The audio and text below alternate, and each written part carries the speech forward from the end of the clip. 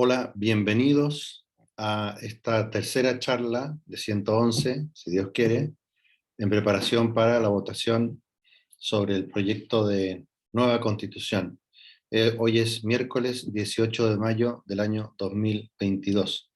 y voy a hablarles específicamente del número 1, quizás con algún complemento de los números siguientes del borrador correspondiente a la Comisión de Sistema Político. Pero antes quisiera decir unas pocas cosas que, que pueden ser de interés para un contexto más amplio. La primera, aquí vamos a ir viendo el enfrentamiento realmente de dos cosmovisiones completamente distintas. Y me recuerda, lo quiero decir en homenaje, la gran lucha que dio San Juan Pablo II contra los sistemas totalitarios. Claro, siendo muy joven, contra el nazismo que ocupa su patria, Polonia, pero después ya como sacerdote, como obispo, como papa, contra el comunismo que se había extendido por gran parte del mundo. Y, y él fue una de esas voces, como también lo fue Solzhenitsyn, que hicieron retroceder bastante el comunismo. Pero esta ideología perversa, intrínsecamente perversa, como decía el Papa Pío XI, se rearmó, se rearticuló con otras manifestaciones de la misma idea de dominio total sobre la naturaleza, sobre las personas, y eso está presente en este borrador constitucional. Pero hagamos un homenaje a San Juan Pablo II porque hoy 18 de mayo es el aniversario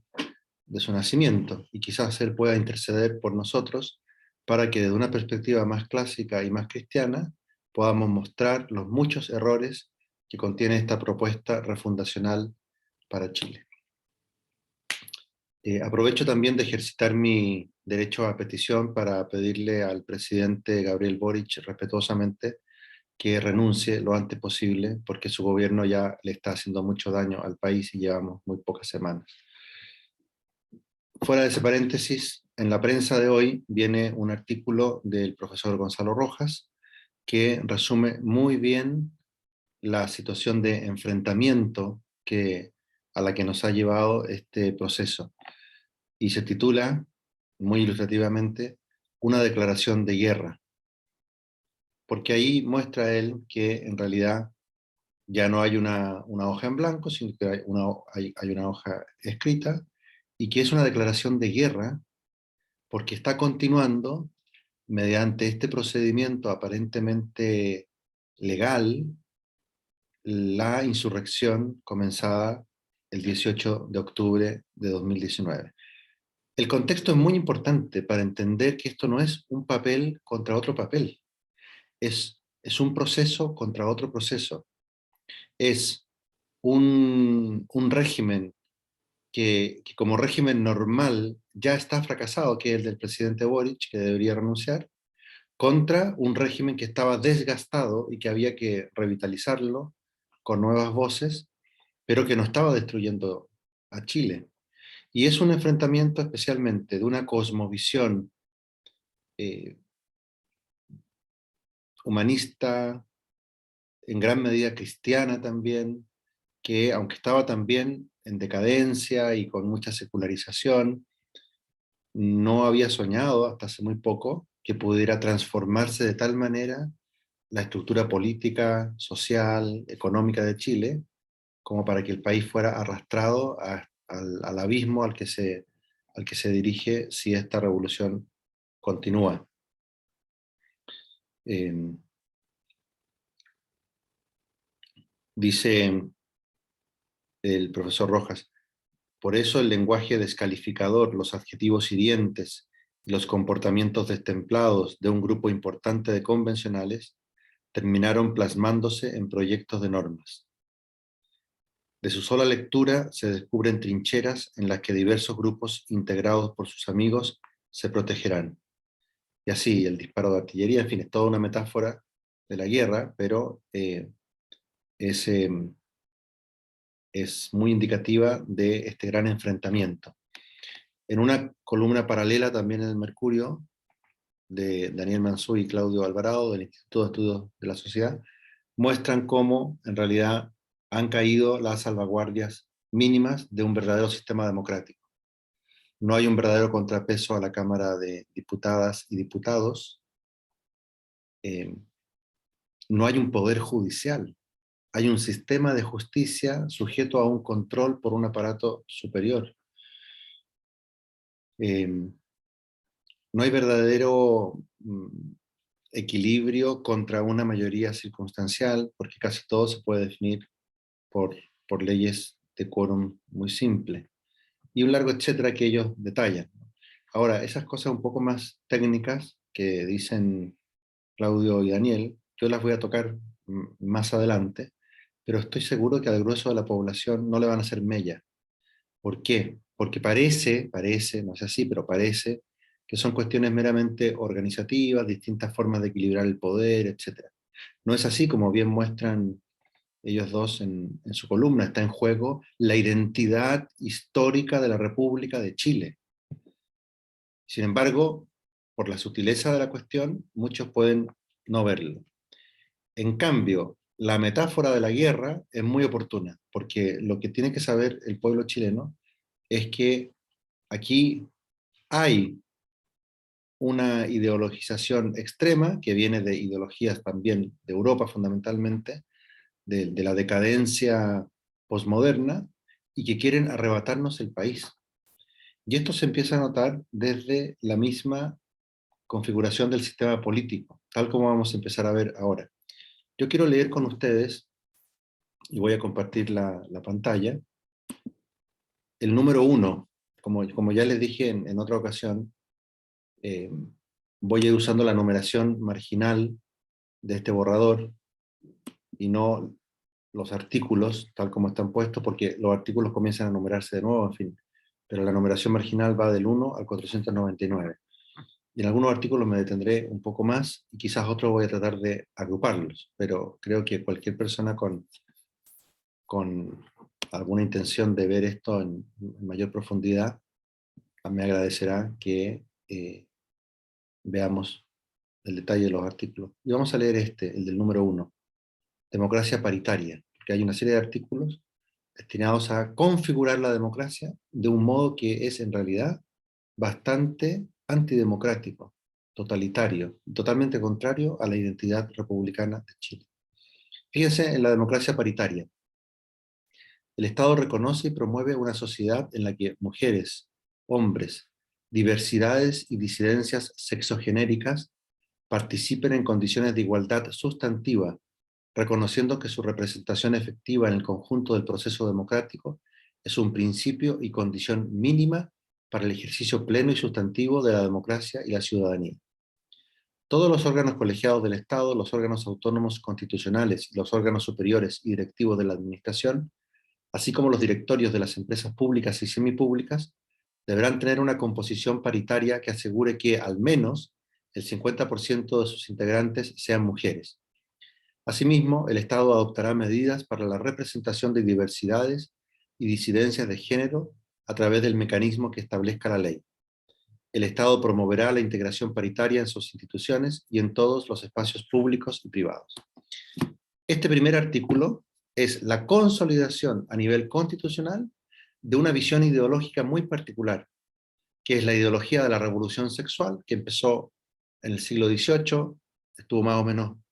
sepultada durante el siglo XIX, reemergió a comienzos del siglo XX y se disparó totalmente a partir de los años 60 del siglo pasado. Y en esencia,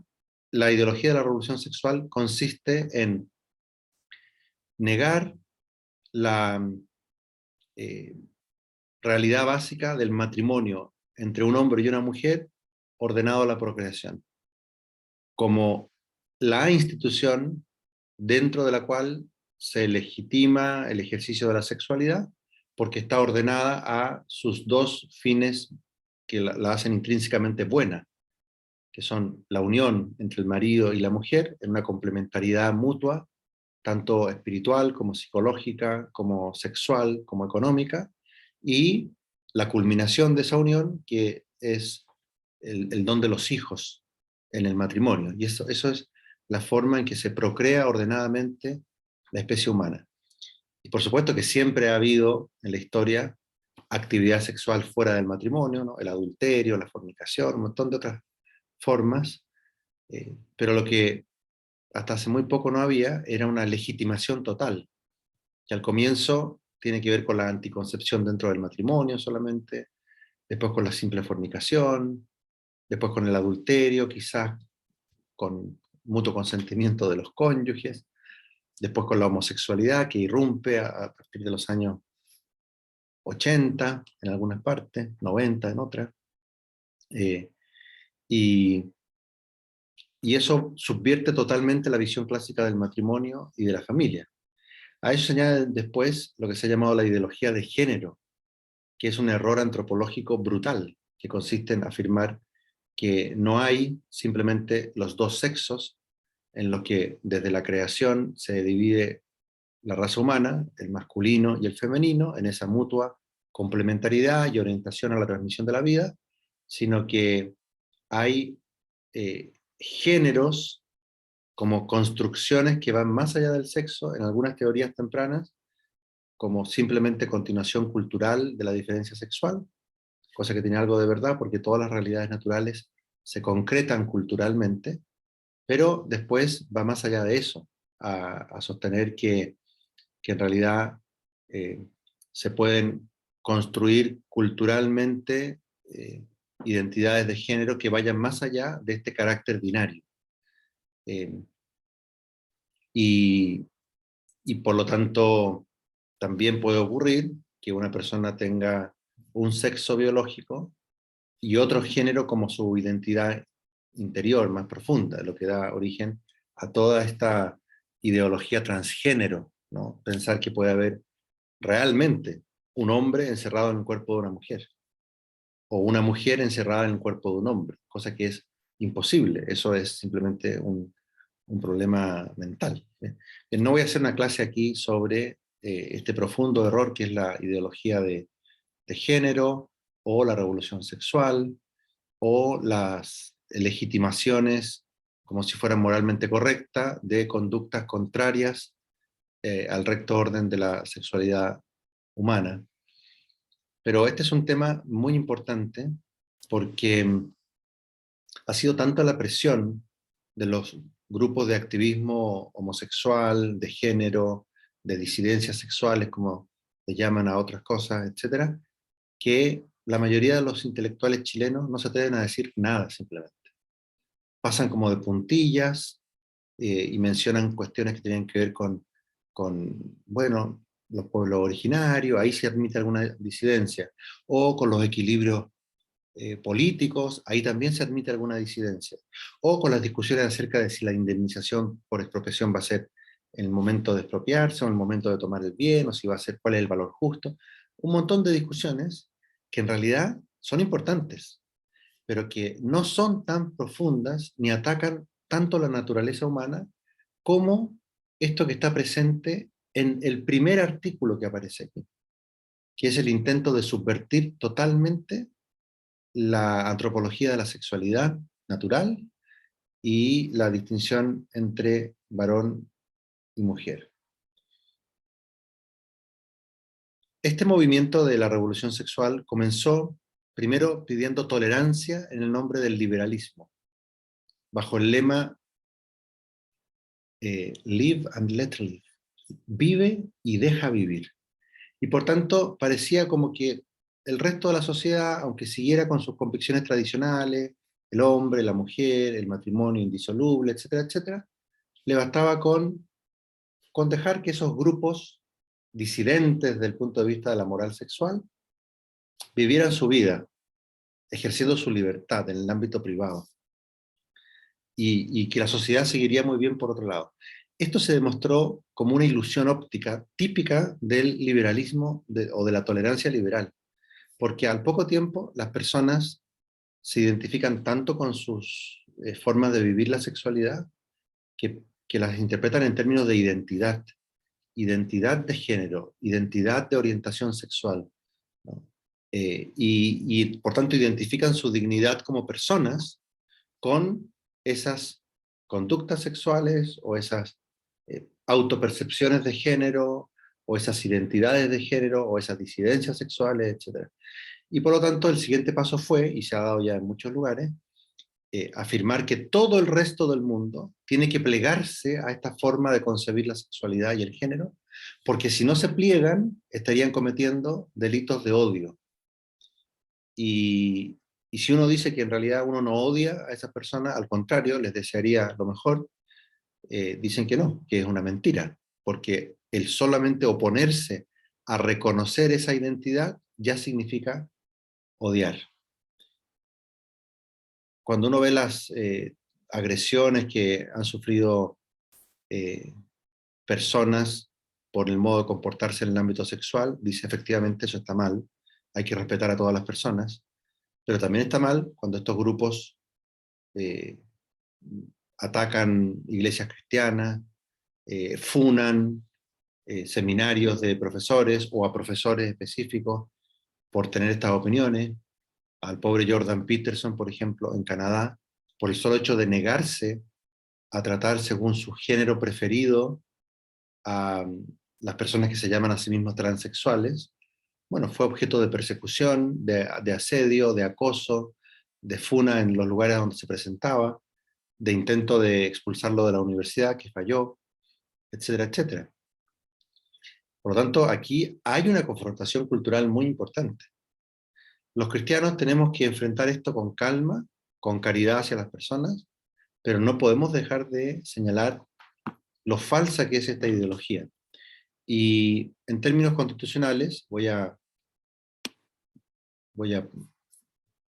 dejar de compartir la pantalla para decirles, en términos constitucionales, lo que tenemos que observar es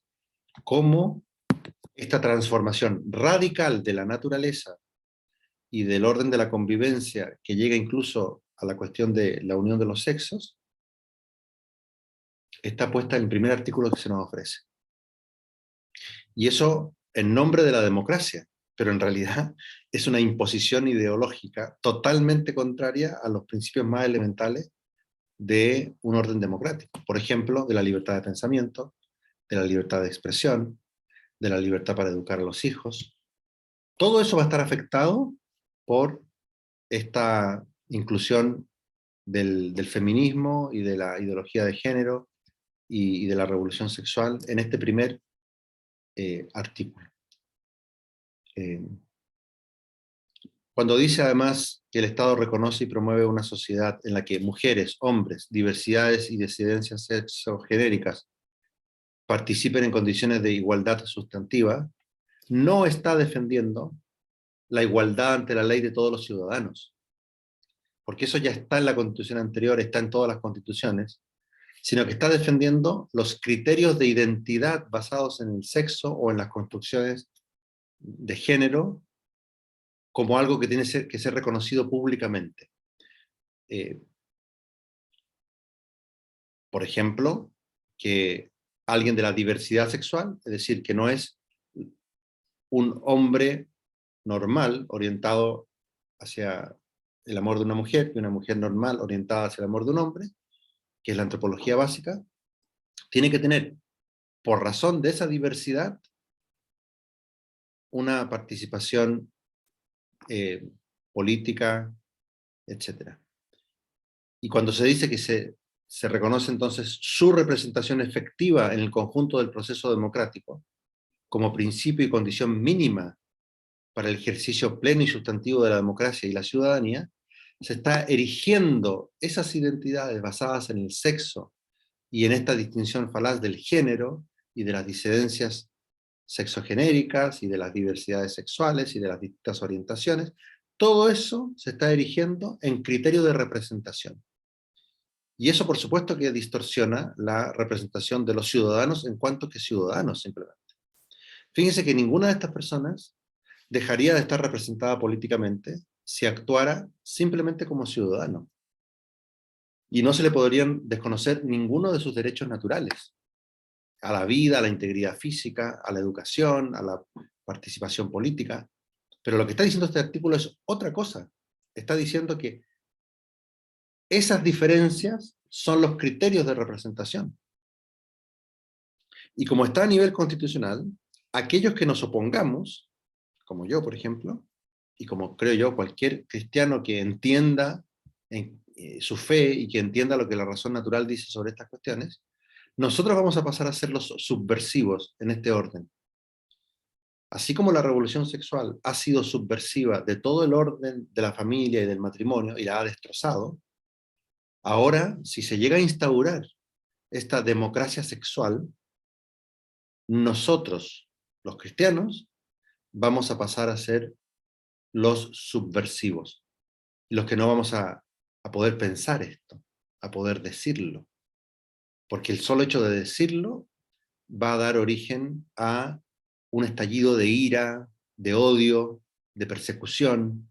de parte de estos grupos. Aquí yo no estoy hablando de hipótesis. Hay otros países en los que existen delitos de odio. En España acaba de terminar un proceso legal que le empezaron a un obispo acusándolo de delito de odio por haber enseñado la doctrina católica sobre la homosexualidad en una homilía. Al final, la fiscalía hizo primar su libertad de expresión, su libertad religiosa, y retiró los cargos, y el asunto ha quedado en nada. Pero el hecho de que se usen esas armas, el derecho penal, para comenzar una persecución contra un obispo, es algo que les tapa la boca a él y a muchos otros obispos. Bueno, esto quiere consagrarse en el primer artículo que aparece en este proyecto de constitución. Y después se concreta exigiendo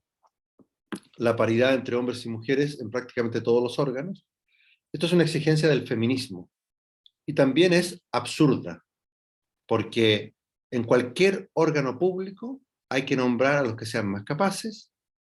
y si son más mujeres, muy bien. Y si son más hombres, muy bien también. Pero forzamiento de la situación, que aunque haya menos mujeres que quieran, por ejemplo, participar en el Congreso Nacional, igual las vamos a meter a la fuerza, o haya menos que quieran participar en algún órgano constitucional o en el Poder Judicial, etc. Entonces, a la fuerza vamos a meter más. Está mal eso. Hay que buscar a los más capaces, sean hombres o sean mujeres. Pero además, como se dieron cuenta que se habían pillado los dedos, porque, por ejemplo, en el Poder Judicial hay más mujeres que hombres, y esto podía resultar en que se tuviera que sacar mujeres para poner más hombres, tuvieron cuidado entonces en la redacción definitiva de poner que al menos el 50% de sus integrantes sean mujeres. Este también es un forzamiento de la situación. Y la razón de fondo que hay es la lucha del feminismo radical contra la visión clásica de la política, en la cual los ciudadanos tienen derecho a ocupar cargos públicos según sus méritos, y ser hombre o ser mujer no es un mérito. Pero obviamente cuando se habla de paridad, se adopta implícitamente el paradigma clásico de la distinción entre varón y mujer. Y por lo tanto eso ya es molesto para estas ideologías que admiten varios géneros distintos y varias formas de disidencia sexual. Y por eso en el inciso siguiente se dice: el Estado adoptará medidas para la representación de diversidades y disidencias de género a través del mecanismo que establezca la ley. Y por lo tanto, esto es otra vez crear personas privilegiadas, es decir, personas que por tener, por ejemplo, disforia de género, un trastorno por el cual piensan que son una mujer encerrada en el cuerpo de un hombre o un hombre encerrado en el cuerpo de una mujer, por ese tipo de disidencia de género, diferencia de género, van a tener que tener una representación especial. Y para eso tal vez ser un mecanismo que establezca la ley. Y no, si una persona que tiene esa condición, por sus méritos, puede gobernar mejor o puede estar en un cargo directivo y hacerlo bien,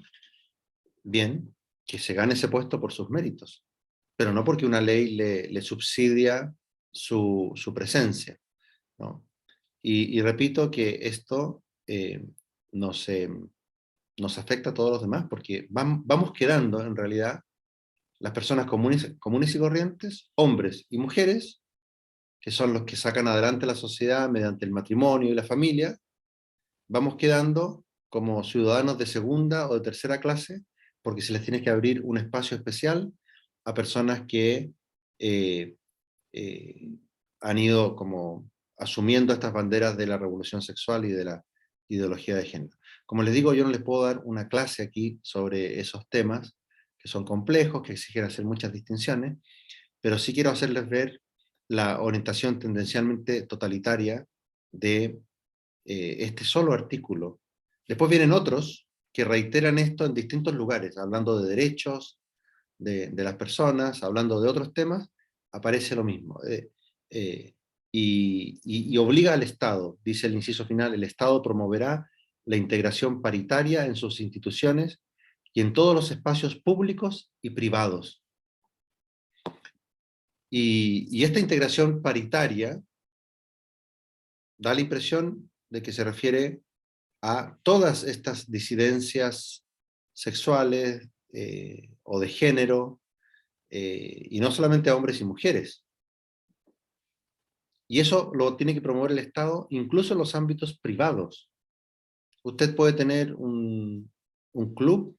que antiguamente podía haber un club solo para mujeres o solo para hombres, pero ahora va a haber una forma de promover, ¿no? Tiene que tener usted una cierta cantidad de transgéneros, o de homosexuales, o de lo que usted quiera. Y si usted, según sus convicciones más profundas, por ejemplo, piensa que es bueno tener ámbitos en los que convivan hombres con hombres y mujeres con mujeres, para la educación, por ejemplo, o para la diversión, el Estado va a estar ahí molestándole, imponiéndole cuotas y marcas de pureza doctrinaria y de democracia sexual. Va a tener que demostrar usted en su club, en su empresa, en su pyme, en su colegio, que es auténticamente democrático, en este modo de entender la democracia. Es un modo totalitario de entender la democracia, en el cual se va a imponer toda una ideología que es más perversa que el comunismo, a toda la sociedad. Es una pena que empecemos por aquí. Yo voy a terminar aquí la charla de hoy, pero tengan en cuenta que los que ojalá se atrevan, otros intelectuales chilenos de otras partes del mundo que estén observando este proceso, las autoridades morales, a decir esto es inaceptable simplemente. Y como dice el profesor Rojas, es una declaración de guerra. Yo invito a los chilenos, y especialmente a los más jóvenes, que están como siendo bombardeados por toda esta ideología, su cerebro está siendo completamente lavado por esta visión perversa de la sexualidad humana, a resistir, a decir necesitamos un Estado de Derecho en el que todos los ciudadanos seamos iguales y en el que todas estas características identitarias no se nos obligue a aceptarlas, no se nos impongan por la fuerza, y mucho menos a nivel constitucional. La Constitución debió haber sido algo que fuera un rayado de cancha para debatir estas cuestiones a nivel legislativo, si ustedes quieren, pero no lo fue. Es un intento de pasar la planadora, imponiendo una de las ideologías más discutibles de todo el siglo XX y comienzos del siglo XXI. Por esta sola razón, ya convendría votar rechazo. Y viendo que esto mismo es lo que el gobierno del presidente Gabriel Boric quiere imponer, piensen que las dos cosas van unidas. El desastre que está dejando en el país Gabriel Boric con sus acompañantes es una forma de desarrollar la revolución que está enquistada en este proyecto de constitución. Con este proyecto de constitución, con sus rasgos antidemocráticos denunciados por Daniel Mansuy y Claudio Alvarado, un gobierno tendría un poder omnímodo para hacernos a todos bajar la cabeza ante esta andanada de la revolución sexual y de la ideología de género. Si usted tiene un mínimo de nostalgia por el verdadero matrimonio, por la verdadera familia, a pesar del estado de destrucción en el que está actualmente, y si quiere dejarle a sus hijos en el futuro un país, sí, republicano, democrático, con Estado de Derecho y con ciudadanos iguales ante la ley, de modo que todas estas distinciones sean parte de la vida simplemente privada de las personas, o de la lucha ideológica a nivel simplemente político y legislativo, vote rechazo. Con esta razón basta, con un solo artículo basta, y sin embargo yo lo invito a seguir los análisis que iré proponiendo en las charlas siguientes. Salvo, claro, que venga el totalitarismo gay a bajarme este video de YouTube. Hasta la próxima.